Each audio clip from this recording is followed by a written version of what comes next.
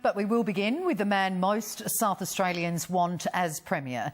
A new poll shows 46% of voters would like Nick Xenophon in the top job, making him twice as popular as Jay Weatherill and Stephen Marshall. But for candidates wanting to join Mr X's team, his popularity does come at a price, as Hendrik Gart explains.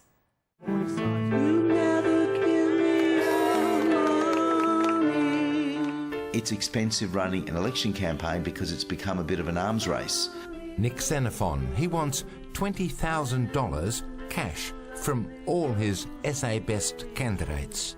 Yes, we are. We have no choice. $20,000 for a candidate is an exorbitant amount of money. Well, I think it excludes a certain demographic of our community, and Parliament should represent all South Australians, not just those with $20,000 of cash in their pocket. And in the middle of negotiations, you break down. 20 years a politician, from independent No Pokies to NTX to SA Best. Now he'll leave the Senate to contest Hartley at the next state election, with a team of candidates, these announced so far, in other seats, except this one, sacked for inappropriate media posts. From all the rest, he demands a non-refundable down payment for the SA Best political franchise. For the call flutes, for the leaflets, for running a campaign office and helping to contribute for the campaign ads that we hope to do. Should he run candidates in all seats and the upper house, that's more than $1 million, plus up to $2 million in state public funding.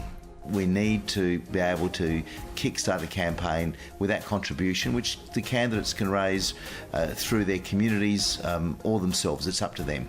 Most people with the capacity to be potentially a good MP wouldn't have the $20,000 in the first place. Rob Brokenshire, an MLC running for the Australian Conservatives. Certainly, we wouldn't exclude a good candidate from Australian Conservatives because they didn't have $20,000.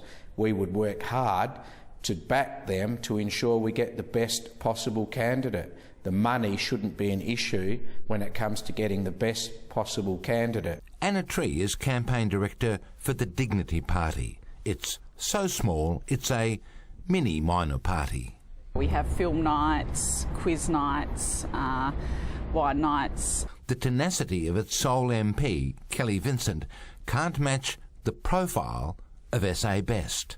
We're a community grassroots organisation. We're representing some of the most disadvantaged South Australians, so we would never preclude someone from being involved in the party or from running as a candidate because they couldn't afford to pay to contribute to their campaign. Labor and the Liberals aren't demanding an upfront fee. Labor doesn't have to. It campaigns on your dollar. Last year, it diverted $757,000 from taxes to a federal election campaign, and now it's being investigated by the Ombudsman for potential maladministration over this $2.6 million taxpayer-funded ad campaign on energy, months before an election. We're delivering South Australian power for South Australians. And that's still not as bad as One Nation's James Ashby and his plan to fleece its party candidates. There is an opportunity for us to make some money on this, if we play this smart.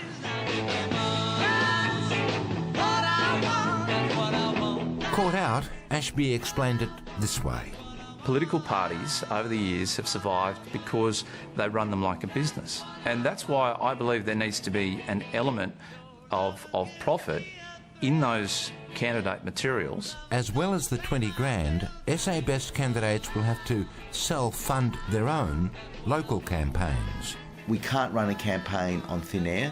We want to run in seats with a view to winning those seats, and it's pretty tough. I actually contributed $60,000 to my campaign. John Darley won his seat as a Xenophon candidate in 2014.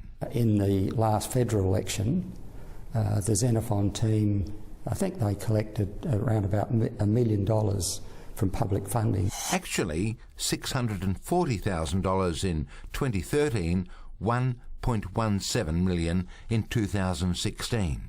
Parties need money to be able to focus attention to the election, but I would have thought that they had more than enough money from that election. Over at the Greens, campaign director Dominic Mugavin. We've got candidates who are fast food workers or single parents, and I don't think they would be able to stand if we were charging $20,000. To be a Greens candidate, you simply need to be a Greens member. A bargain. That means it's only the membership fee, which is $30 concession or $60 full price. We have high standards for our candidates, but you certainly don't need to bring money to the table and you don't need to be a wealthy person. Running a campaign office, coordinating a campaign office, running the volunteer database, all these things cost a lot of money. That's unfortunately the reality of modern politics. That's what